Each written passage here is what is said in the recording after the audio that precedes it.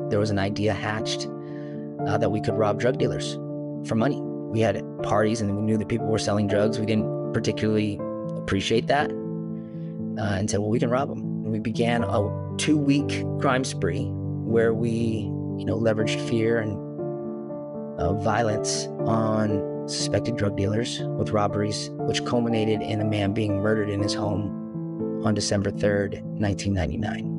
I was sentenced to 26 years to life in prison for being there. When I got to my mom's house, I was in ridiculous battle dress uniform with paint on my face, and she's screaming like, tell me you weren't there. And I'm like, I was there, but I'm trying to minimize it. I was there, but I didn't shoot anyone. I didn't kill anyone. I remember my dad went out first down to the end of their driveway, and the police called my mom and said, we know he's inside. Tell him to come out with his hands up if he wants to live. So 20 years old, I walk out, 5 officers with, shotguns, 9mm, what have you. And I get down, I get handcuffed. And as they're ushering me up the driveway, there's a throng of people, news reporters, neighbors, gawking. And at the edge of it all is my dad, and he's crying profusely. And in that moment, something hit me. I mean, I'm crying as well. I don't even know what's next. I knew in that moment, but that my life wasn't just about me.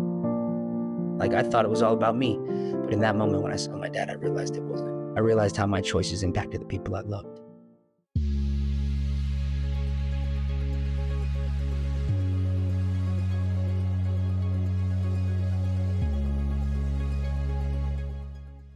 Welcome to Intersections, where our quest is to help you and I and all of us individually and collectively find our full potential by dissolving boundaries. Today, I'm going to invite into our midst, joyfully so, Jason Bryant, a dear friend and someone who today works as a director of programs at CROP, which is an organization founded to envision a society that invests in people over punishment and is dedicated to reforming California's criminal justice landscape. CROP stands for Creating Restorative Opportunities and Programs.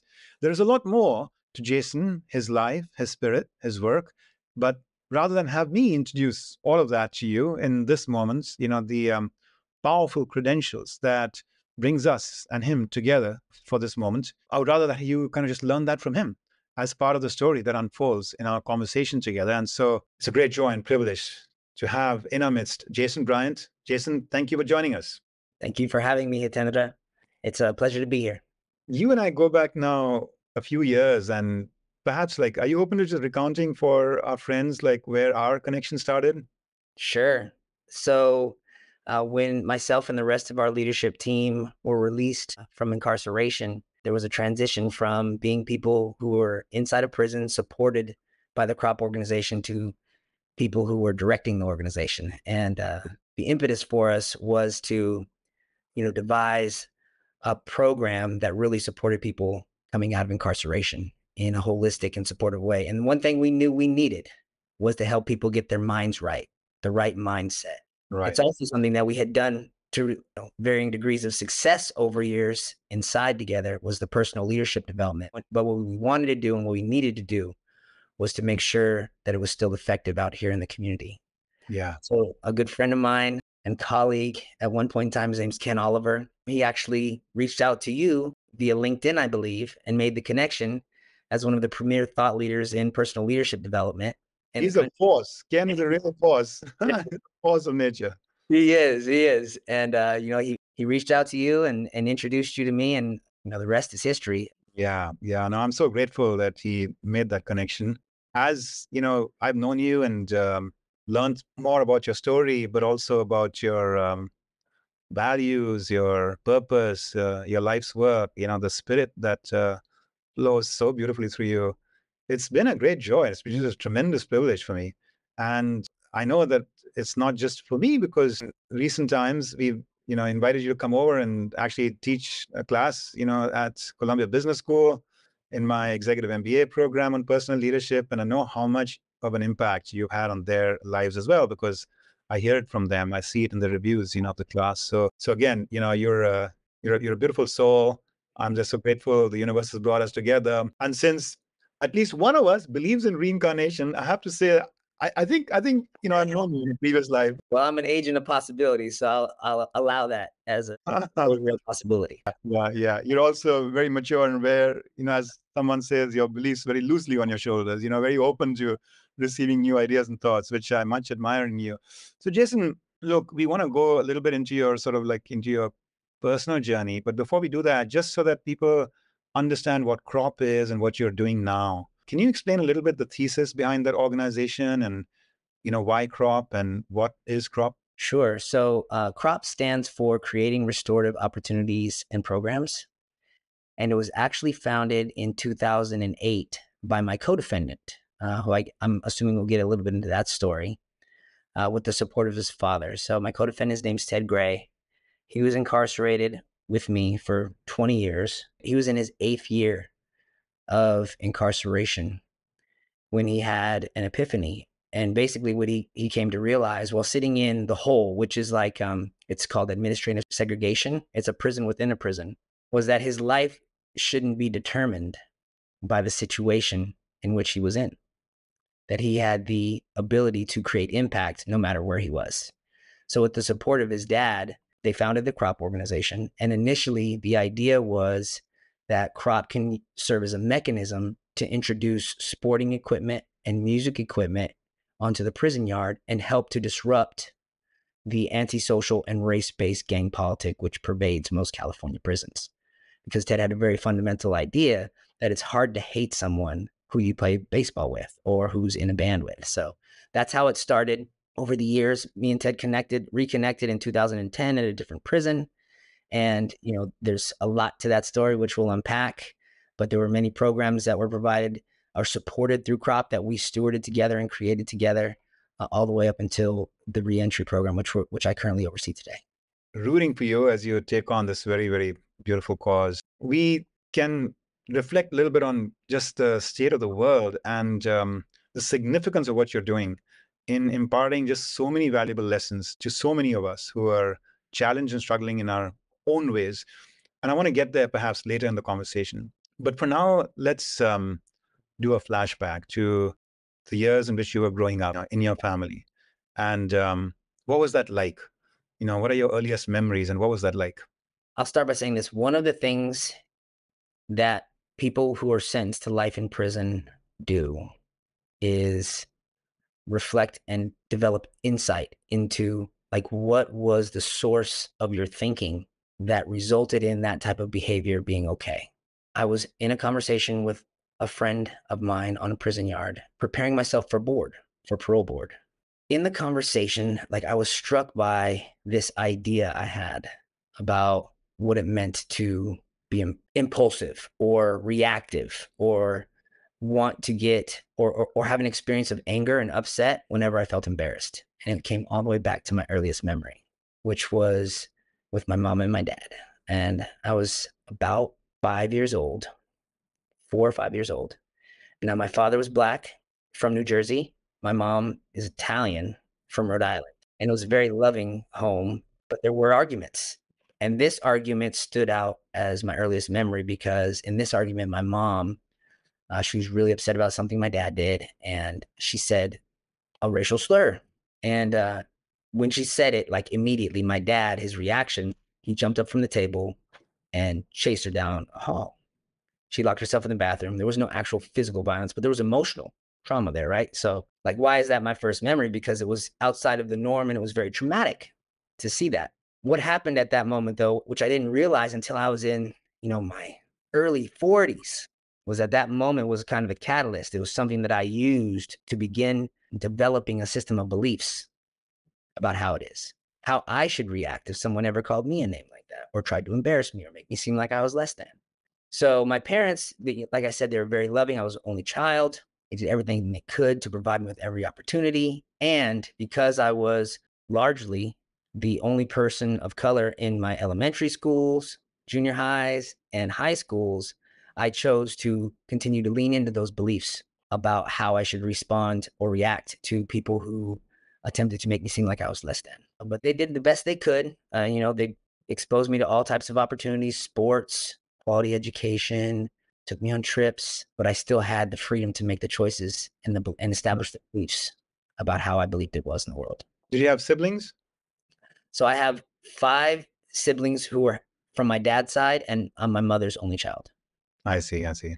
You grow up, you're a teenager, you're getting more involved with, the community beyond just your family. Talk to us about sort of, what forces are at play there in your life and where it takes you. I don't know if it's like an uncommon experience. I would assume it's very common for young men to give themselves over to this idea that masculinity is tied to sports, violence, the objectification of themselves, the objectification of young ladies. My teenage years were certainly saturated with all of that. And, I was intentional. However, like unaware above the waterline, below the waterline, there was a very clear intention that I wanted to associate with people who fit that paradigm, who were the tough kids, who were the ones who were out partying and being reckless. And I wanted to prove that I fit in with those people. So by any means necessary. And that's really where Ted and I first met. We moved from Los Angeles County to Northern California when I was 15 years old. I was a sophomore, and again, I'm going to another high school where I'm the only person of color. And Ted was a senior, 2 years older than me to the day. We have the same birthday, and he was the all-American boy. He was the toughest kid in our school, and all the guys wanted to be him, and all the girls wanted to be with him. So that was very appealing to me, and he liked me for whatever reason. I'm still trying to figure out to this day. And we began to hang out, and we became fast friends all the way up and through criminality. Ted, and your story is quite tired then during that period of your life. And it's, already a glimpse that we received how that tie has stayed, very strong despite your time in prison. And here you are back together again, Yeah. destined to do something powerful for the world. So where did things go wrong? I would have to say, like for me personally, it had been going wrong.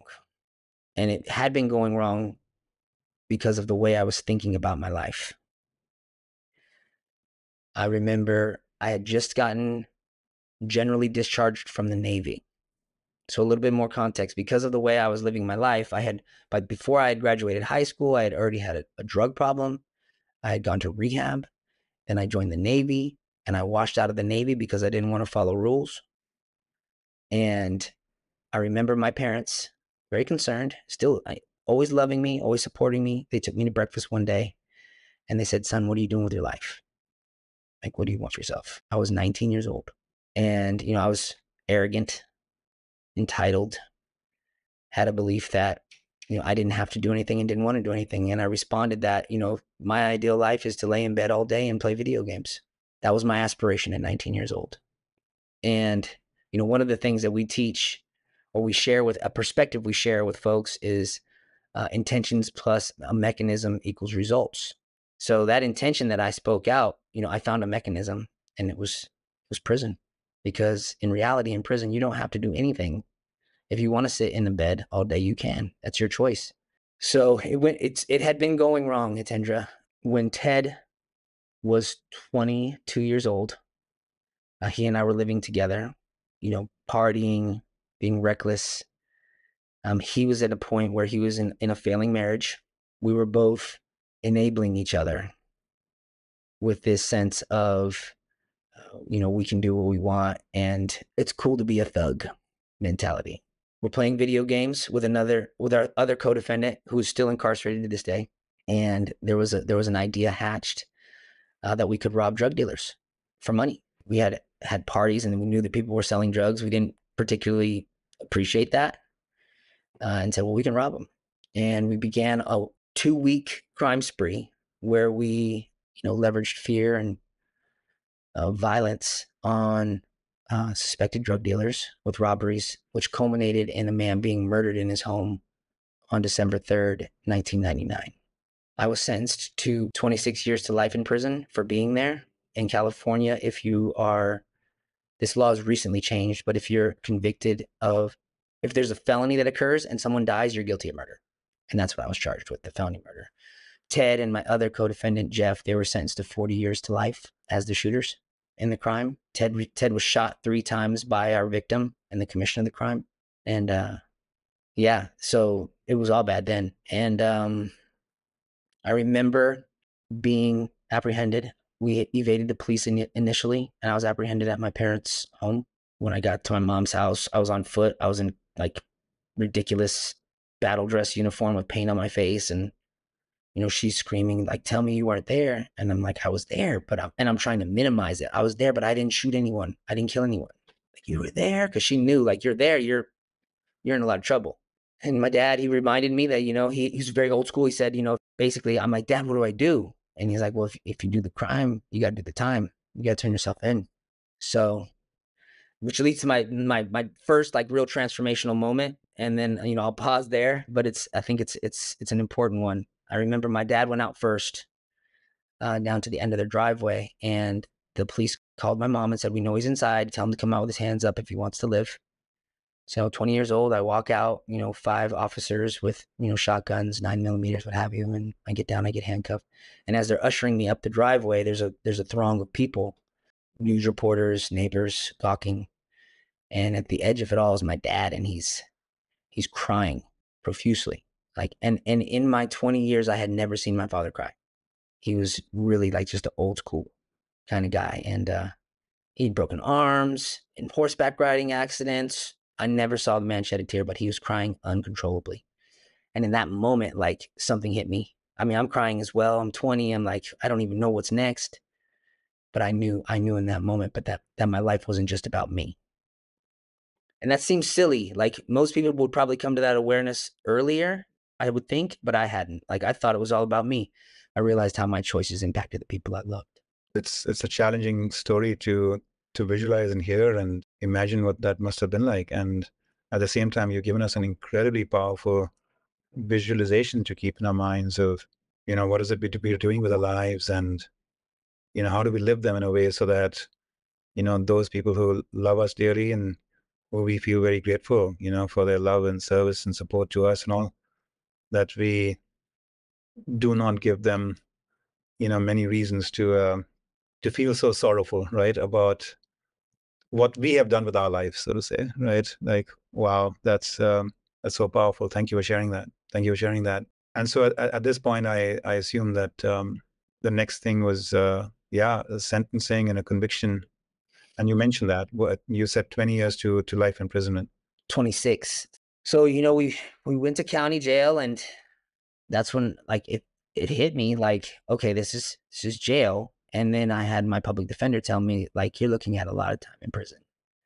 And it wasn't registering for me, because in my mind, it was like, we were outside, and initially it was supposed to be a burglary, and our victim came home, and Ted was pressing for us to continue with the robbery. And I was saying no. Like, I'm like, "No, we shouldn't do it. We shouldn't do it." And then I gave in. I gave in because it was more important for me to be seen as tough than it was for me to honor this sense I had inside me, like we shouldn't be here at all. What I didn't realize was that the law said that you are guilty of murder if you're participating in a felony and someone dies. So they sentenced me to 26 years to life. They sentenced Ted and Jeff to 40 years to life, and we went to prison. And that was a real culture shock, because Ted was my best friend up until that point, and we entered into an atmosphere that said that because he's white and because I'm black, we couldn't spend as much time as you and I have spent on this podcast without there being some serious repercussions. So that was shocking and jarring. Ted, initially, because he had so much time, kind of threw himself into the politics of prison, because he determined that he didn't want other people telling him what to do. He wanted to be the one to tell people what to do. And I shared with you earlier that it wasn't until 8 years later that he had his transformational moment and founded the Crop Organization. For me, I knew just from the experience of being arrested at my parents' house and seeing my dad cry that I wasn't going to continue down that road. Now, this was 1999. And at the time, the governor made a very public decree that if someone had a life term in prison, the only way they would ever go home was with a toe tag on their foot. So basically, you were consigned to die in prison. I was on level 4, which is a maximum security institution, largely because of the nature of the crime and my point level. There's a point system. And I remember the counselor saying, "I wish, like, this is your first offense. You've been in no trouble. really, in reality, I hadn't been caught for anything, but that you haven't been in the system, and I wish I could do something for you, but because of the laws, I have to send you to the maximum security yard. But in spite of all that, the atmosphere of despair, where people were largely hopeless, I knew that I didn't want to continue to bring pain to my parents' hearts, and I found a way to stay out of the way, which was education. In 2002, my dad passed away. Did you have much contact with him prior to that? So for my first 2 years of incarceration, it bears mentioning, for the first 7 years of incarceration, my mom never missed a weekend visit. And for the first two, I think my dad only missed 2 visits. I remember my last visit with my dad, and he had come by himself. He wanted to just spend some time with me, and he was doing his best to encourage his son. He was 65 at the time, and he said, son, I'm gonna stick around. I'm gonna hang around until you get out, and we're gonna open that little bar you want together. And I was like, Dad, but I've got another 24 years before they'll even think about it. And he told me, he said, son, I don't care if it's 24 years, 24 months, 24 days. We've only got right now. So make the most of right now. And that stuck with me. But then he passed away, and that was really hard on my mom and myself. And I just put my head down and got to work on my education. And over the 20 years inside, as you mentioned, I earned a bachelor's degree in business. I earned a master's degree in philosophy and another master's degree in psychology, along with a state certification. But I really wasn't aware of how I had not allowed myself the permission to mourn the loss of my father until 2012, which bears mentioning because I was so focused on just like, I'm going to get educated. I'm going to do what I need to do to get out of prison and make the most of this moment, that my relationships were suffering significantly. So there are two individuals who have died in the arc of the story so far: father, and then the individual who's the victim of that crime that you had hoped to do with no person there, just a burglary. What was the moment or evolution that you went through that made you perhaps even reflect on that life and ask yourself, like, what kind of conditions and choices ultimately led to the taking of a life, and how has that been a factor for you? You've spoken about this other person in your life, your father, a very, very dear supporter and caregiver, and his loss. And I'm just curious if we can talk about that too. This is another component of what the Board of Prison Terms called suitability. It's having remorse for your crimes and the impact, understanding the impact of the damage. And I wear that every day. I wear it every day. I get a little emotional thinking about it because I'm a father. I have a 4-year-old son and a 3-year-old son. I see them grow. I watch them learn. I get to love them. I see their eyes light up and new experiences. And I realize that my victim has been robbed of all of that. That lands heavily on my heart. He too was a father. He would have been a grandfather. Yeah, I carry that with me every day in a very sacred space of appreciating what I have and mourning what I took, what I contributed to taking from another family. The wish I could have's don't serve anyone. Can't turn back the hands of time. But what I have committed my life to is living in a way, specifically as the type of father I am, that serves as a form of amends for the transgression. I cannot turn back the hands of time and restore my victim's family, but I can ensure that I'm raising my sons in a healthy way, good values, so that they can contribute to the world in a way in which I didn't. Yeah, no, thank you for sharing that. It's not something I perhaps shared with anybody as such, but one of my great fears is that I ever do any such irreversible physical harm to somebody. Let's say in driving a car or something, and having an accident that I'm responsible for or something like that. So having experienced that depth where there is that irreversibility, I think you have to be heroic to be able to. I guess it's easier if one has no empathy, and it's easier if one hasn't been in that situation. But if one has been in that situation and one has empathy, I can't imagine, what a hero's journey one has to take, from there on to pick up the pieces of one's life. And just to close out like that piece of the story before we move into, other aspects of your experience in prison and the pursuit of your personal growth that you've gone through there and then life beyond. Have you had any contact with, the victim's family since you were convicted and thrown into prison? So there's very strict laws about contacting victims. Ted was offered a commutation before me, and then we were commuted together. And when his commutation was first issued, a member of the victim's family actually reached out to him. But no, they haven't contacted me, and I'm prohibited from contacting them, largely, for safety reasons, perceived safety reasons. And as far as my story and my involvement in the crime, from what I understand, because we knew our victims, the general perspective was that I was just following Ted. And while they obviously were deeply, deeply wounded and irrevocably angered by my involvement, I think that the perspective was that I was less culpable. And yet I'm sure they've been in your heart and in your prayers, for the years. So and we all send out a prayer for them. We all send out a prayer for them. So let's come back to that moment where you're now in prison. You had to confront the just shocking reality of the massive shift that has happened in your life. Your father has passed away now. Mother continues to keep visiting you in prison. You started to go on a quest for investing in your growth. You're getting degree after degree. While you're doing that, for those of us who have not spent time in prison, can you explain a little bit or share, just to help us feel a little bit, what that experience is like? Like, what are some of the dynamics that you have seen in the prison system, and how exceptional or different are the choices you were making there versus what typically happens? I'll say this, real prison is not like the movies. While it can be a very dangerous and violent place, the order of the day is monotony and routine. Movement, recreation, meals, education, work is all strictly governed by bells and officers.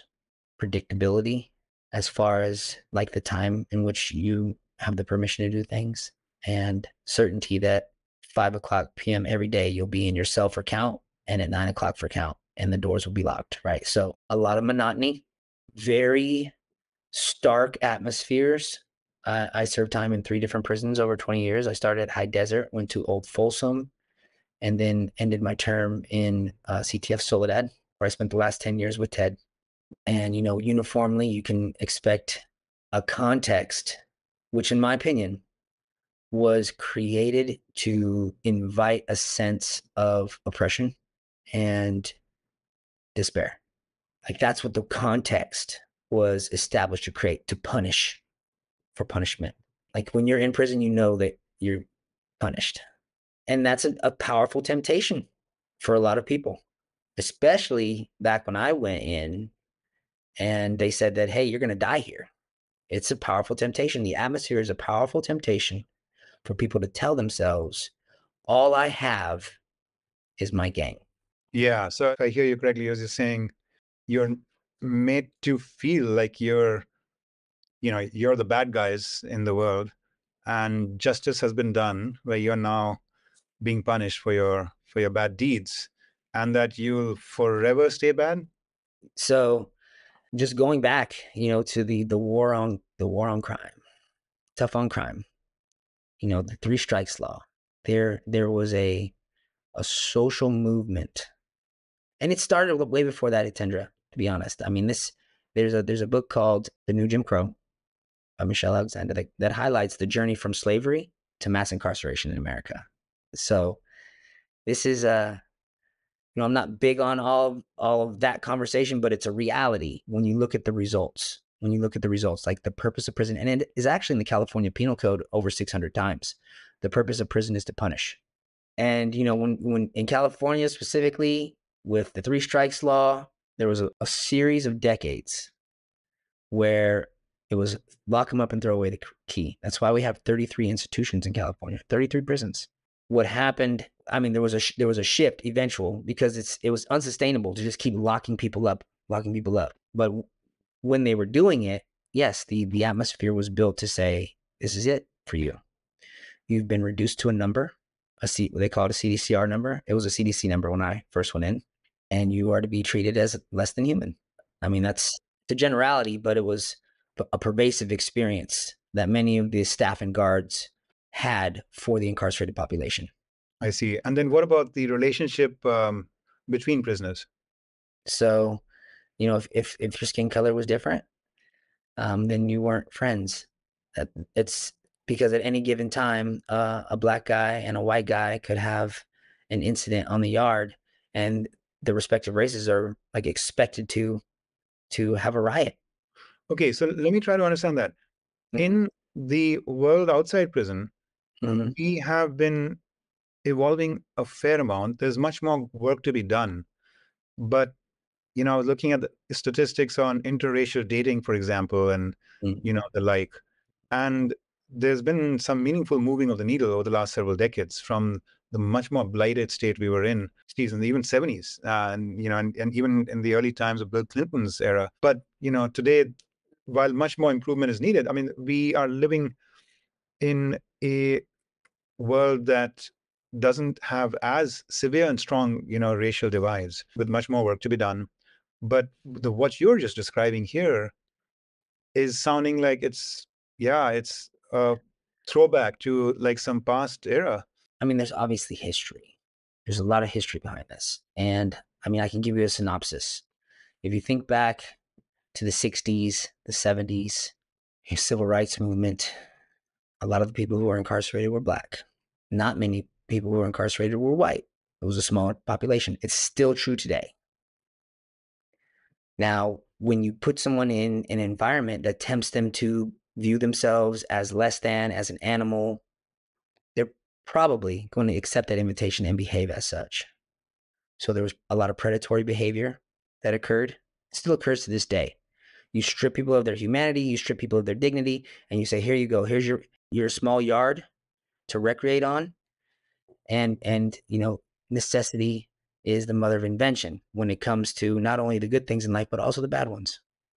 So people are coming out of very marginalized, impoverished communities with distorted beliefs, and then they're thrown in a box and told you're an animal.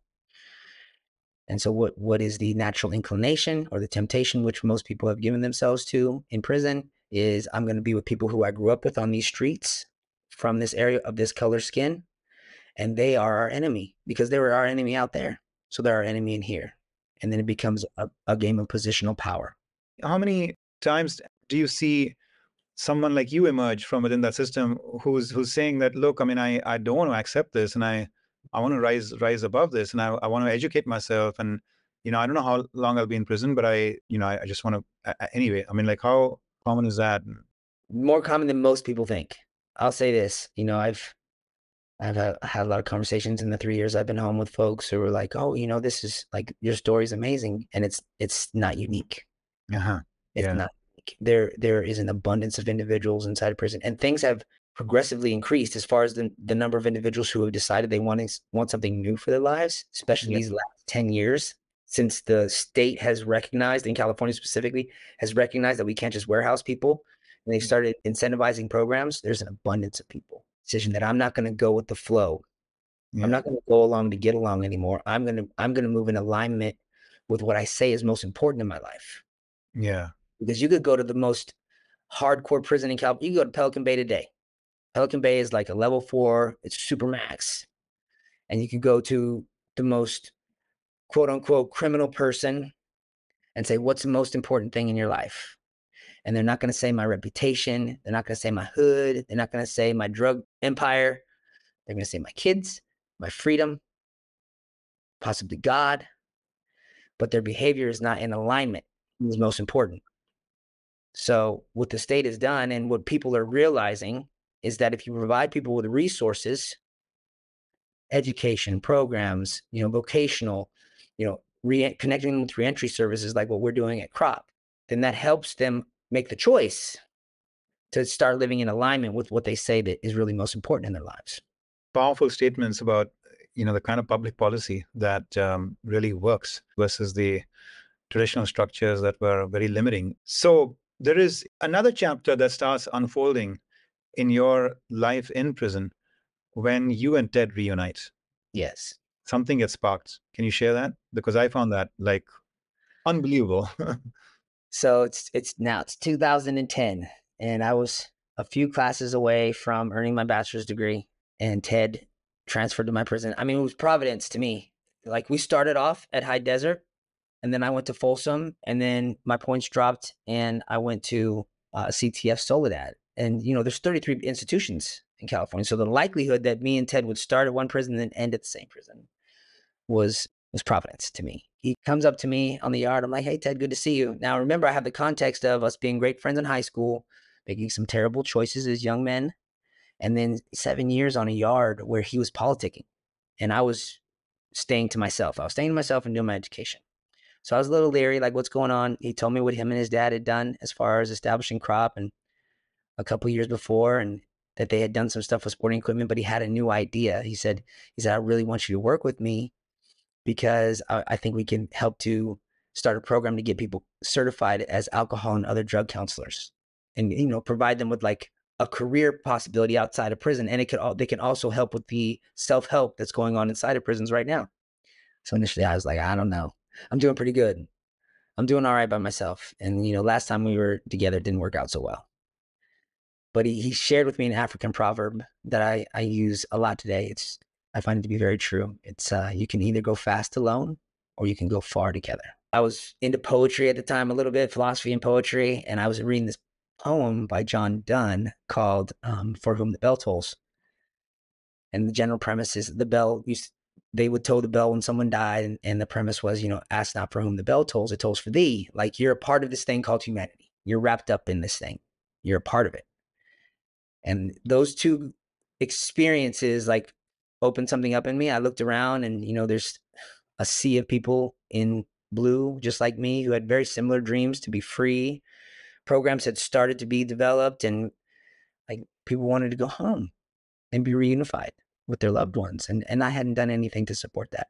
I had been locked in a cell, with my nose in books, trying to improve me, but not contributing to my community.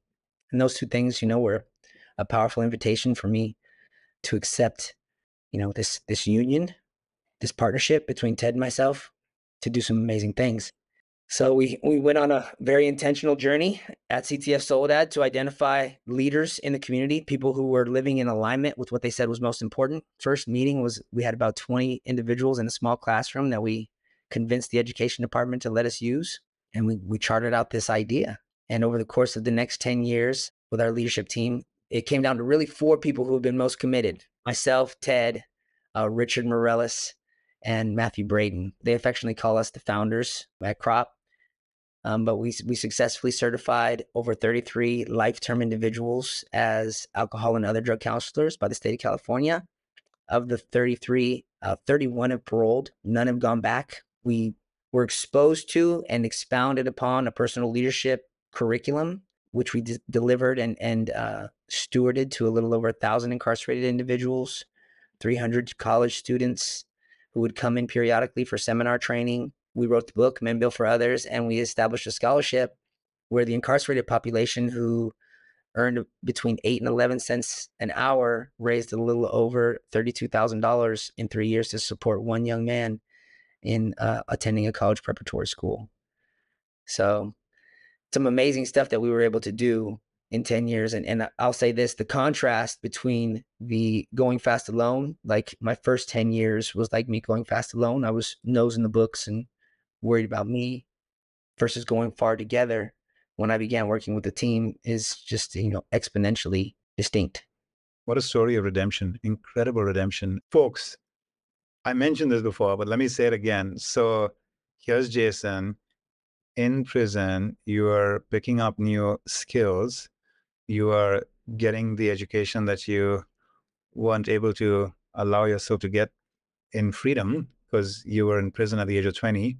And then you move into being a teacher, and then you move into being, in a sense, a people transformer, helping to give people a path for their own personal change and transformation, and ultimately, their own redemption. And in our work together in the last few years, here you are coming and talking to business school students at Columbia with a craft of helping people, get sparked, get to be challenged, get to open themselves up, pick up certain tools to take more personal stewardship and ownership over their lives, make the right choices for themselves.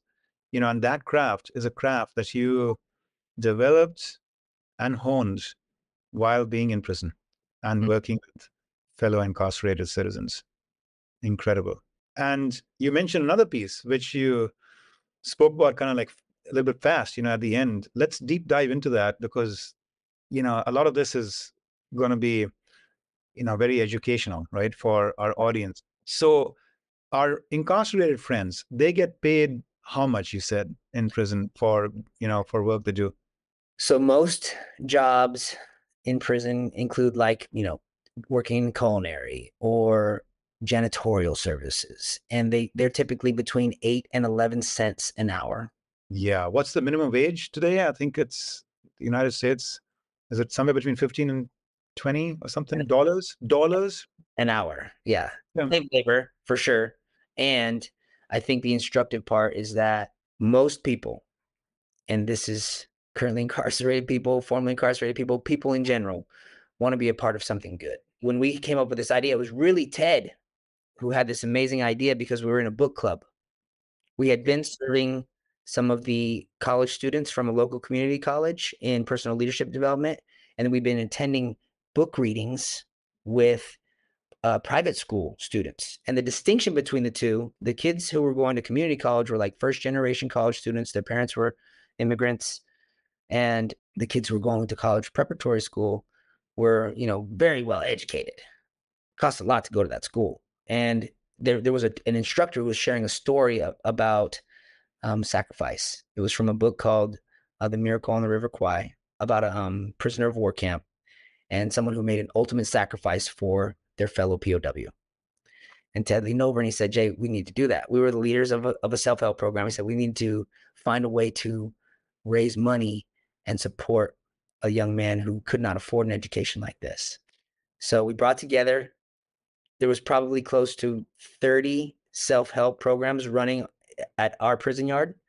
We brought all the leadership in and we pitched this idea because we had the opportunity to do fundraisers, but typically the fundraiser looked like we would go door to door and ask people to contribute some of their hard-earned pennies, really, to get like 1,000 backpacks for students or to feed the homeless, which is all very noble causes.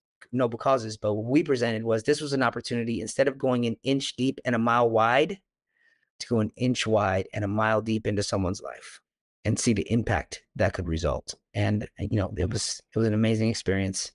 Like I said, $32,000. The young man is now a senior. His name's Sion Green. He's a senior in college, doing well, thriving. Yeah, CNN thought it was important to chronicle. So Lisa Ling came in with her camera crew. This is Life with Lisa Ling, and they chronicled the whole program, and it was really remarkable. I mean, it's hard to believe, such a special spark for Ted and you and, the community to have. This must have been such a collective effort, because $32,000 at like 10, 12 cents an hour must have taken a lot of contributions from a lot of people. Very, very special, very special. So how and when did you get commuted, in your sentence? Let me just backtrack just a little bit. So in 2019, in January, they passed a law saying that if you didn't actually commit the murder or pull the trigger, then you shouldn't be charged with murder. So I had a very strong sense that I was coming home. I'd been married to my wife since 2014. God had blessed us with a son who was actually born on January 11th, 2019. So I thought I was coming home. And then there was another thing that happened. The secretary of CDCR, who's like the head honcho, issued something on my behalf called 1170D that said basically the abundance of programming and education and value that I've contributed to community while incarcerated deems me no longer a threat to society. and he suggested to the courts that I be released. I had those two things going, right? So a law change saying I shouldn't be in prison anymore, and the head of the department said he's no longer a threat to society, let him go. They both got to the same judge in the same court, and they were both denied. And then in November, I found out that my wife was pregnant with our second son. So, I was kind of at my wit's end. It's like, oh my goodness, what else? Now my wife is going to be out there with two babies, and I have another 4 years. Yeah, 4 years until I'm supposed to sit in front of a parole board. And the way sort of you and your wife were able to be together while you were serving in prison. Yeah. So 2017. So we were married in 2014, and at the time, lifers had no conjugal visits or family visits. But in 2017, Governor Jerry Brown made a different decision. The power of the pen. He said that if people who don't have life terms have the opportunity to be with their family, then people who do have life terms and are programming should have that opportunity. So he signed it into law that people who have life can have family visits, and I was actually able to be with my wife, and we conceived 2 children at CTF Soledad, which is very hard to do considering you only have a 48-hour visit every 3 months. Were you dating or married when you went down that painful path and got yourself arrested and incarcerated? No, I was living a life of objectification. Yeah. So then how did you even get to know, But I did know my wife. I've known my wife since I was 15 years old. yeah, how special, how special.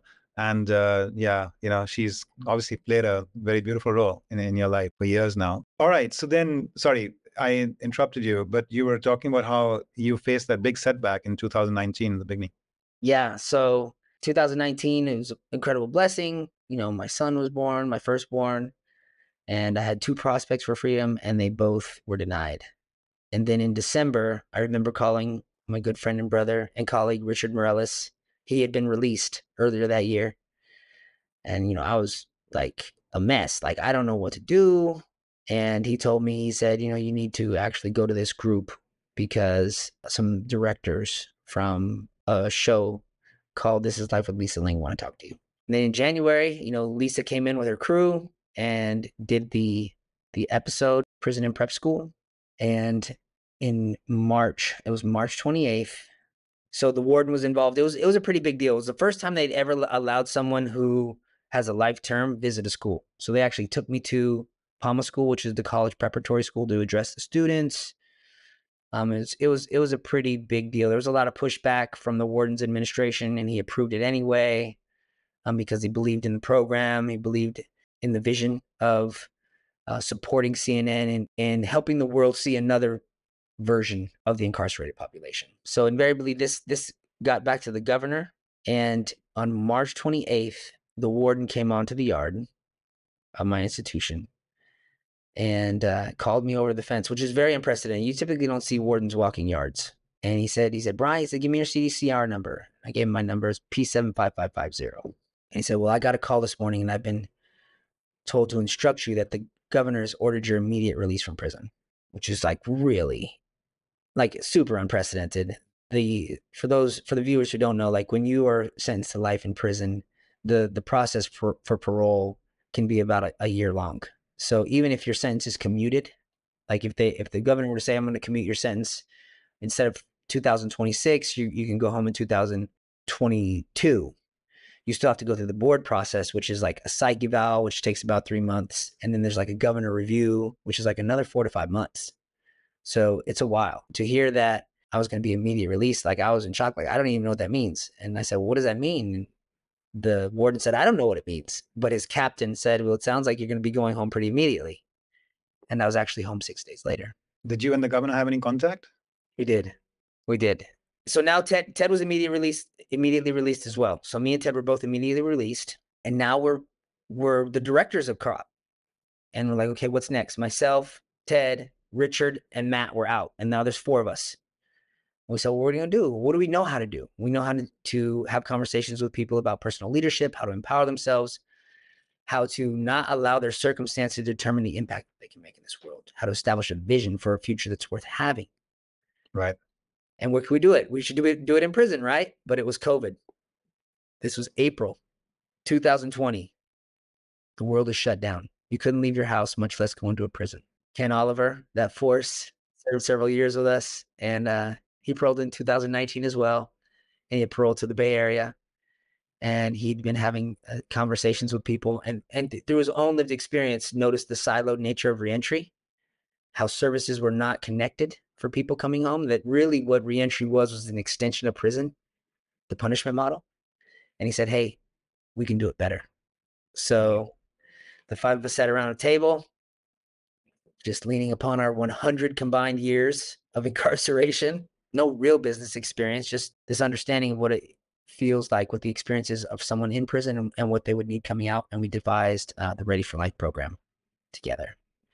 And in January of 2021, Ted and I had the good fortune of speaking with Governor Newsom, really to thank him for his grace and his mercy, but also to share like what we were doing with our reentry program.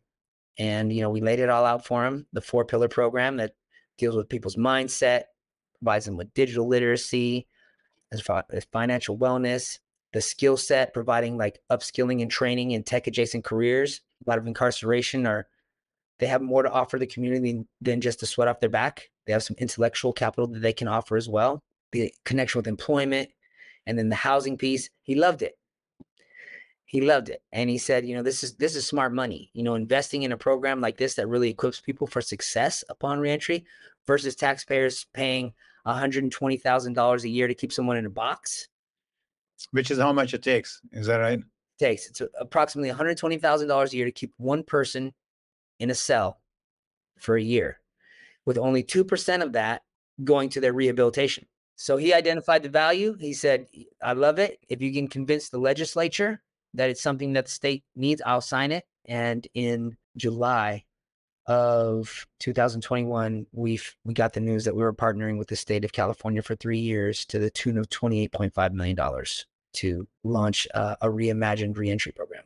Yeah, amazing. And kudos to all of you for that. Jason, this has been an incredible conversation. We have explored so many facets of it. There is one more that I'd like to do before we close out today, and that is, we're living in a very charged time in our communities, in society. And, one aspect of it is just the social and political positions people take on the issue of crime.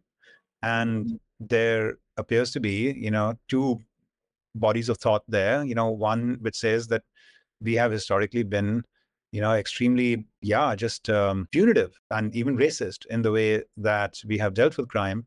And we need to remedy and correct a lot of that by, being a lot more understanding of like what we have done to create communities where there is a lot of proneness to crime and deal with them with much more humanity, right? And then there is the other position, which is, wait a second, people have to be responsible for their own choices. And at the end of the day, there have to be certain absolutes in society that you just don't violate and do, those things. And as long as, everyone is aware of what those are, you don't step to the other side of the law and take law in your own hands. And if you do, well, then there will be consequences. And if you create a society that is too loose about those consequences, well, then it is going to have to confront a lot of the social fabric and the conditions and the level of crime, in the world and all of that. And, I look at you and your story and, the way you talk with so much heart and depth about both your personal journey, the journey of others in the prison system, as well as what, has happened over the course of time in prison. And I one thing I find really refreshing and illuminating about it, in discussing this with you and observing your own path is that for me, it's very hard to slot you in one of those groups or the other. Tell me, I mean, like, if you were like the policymaker today, I mean, which of these two camps would you fall in, or how would you counsel people in both these groups? And I mean, I don't know if I've done a accurate enough job in trying to, like, at least in some simple way, describe like these two competing kind of ideologies. I'm in the third group. So the third group is people who understand that nobody wants to be judged by their worst choice. Nobody wants to be judged by the worst choice. What a powerful thought right there, Jason, for me, for our listeners, for any of us. I mean, that is so true. That is so true. Moreover, that we're all in this together. So when you combine the two, one of our organizational principles. What do you mean by that? Sorry to interrupt, but what do you mean by we're all in this together?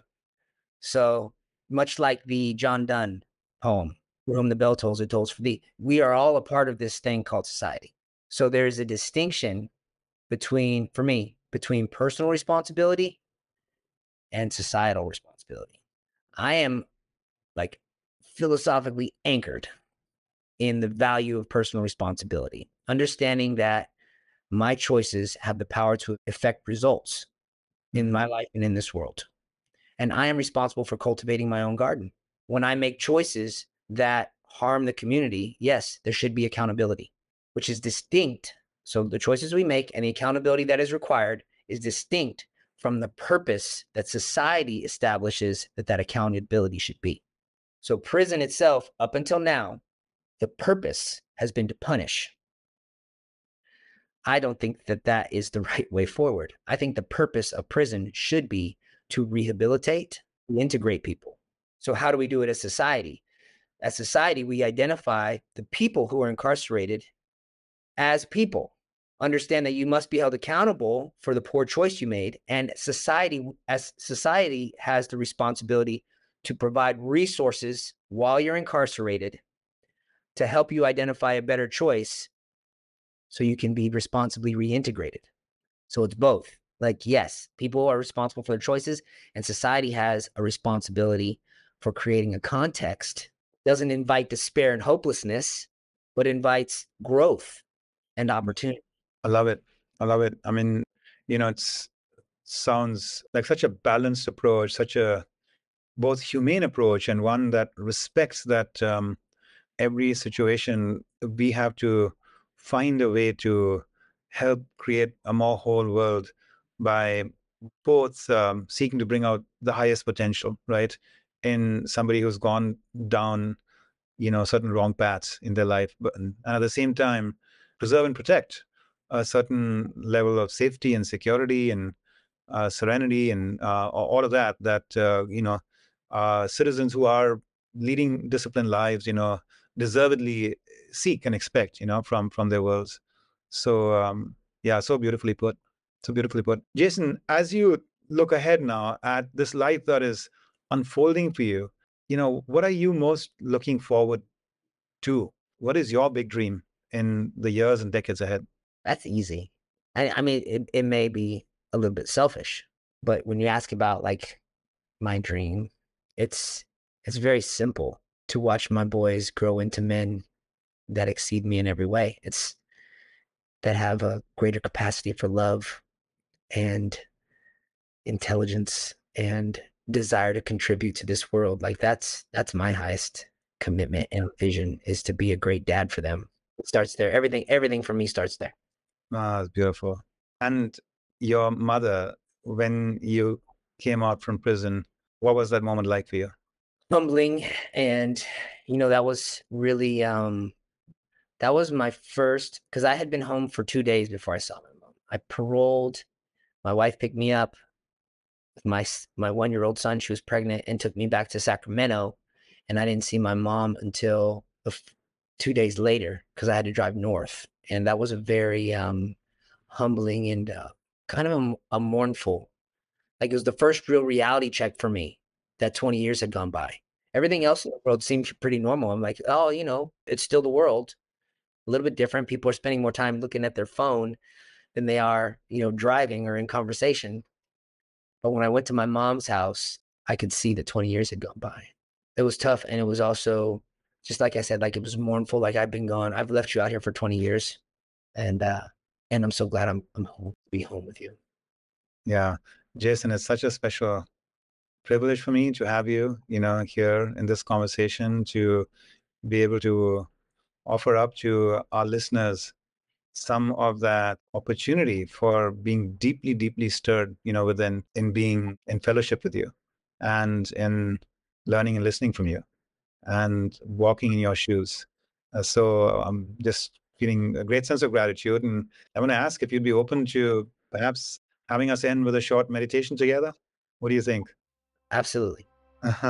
So much of what you have shared and what we've discussed, it goes beyond words. It goes beyond words. And when something goes beyond words, then we have to touch spirit. So let's do that. I'm grateful you're open to it. So can I invite us both to like close our eyes, and for those who are listening as well, as long as you're not driving or walking or something, if you can, if you're sitting somewhere, then perhaps you can join us in this. And as you close your eyes, I want to just invite us to focus on your heart and visualize like the greatest love that you've experienced ever. Visualize that love in your heart, feel that feeling of love in your heart, and just kind of wrap it in a small little sphere of light. Feel that love and visualize that light, and let's start expanding the sphere from our heart so that it's grown now to envelop all of you. Your whole body is bathed in light and love, centered in your heart. And let's expand it further until your whole home and the community that you're living in and the part of the world that you're in and our whole planet is now infused with light and love emanating from your heart. Feel that love and that sphere of light expanding even further, our solar system, and as it expands, the whole universe, an infinite sphere of light and love centered in your heart. Let us include within that love Jason, your father, your mother, your dear family, the family of your victim, all those in prison who have made mistakes, but who are seeking and yearning and hungering for a life well lived. And all those outside prison who are seeking to support them, wait for them, and work towards healing and advancing our world. And while we are at it, the rest of humanity as well, and all of life, enveloped in our love.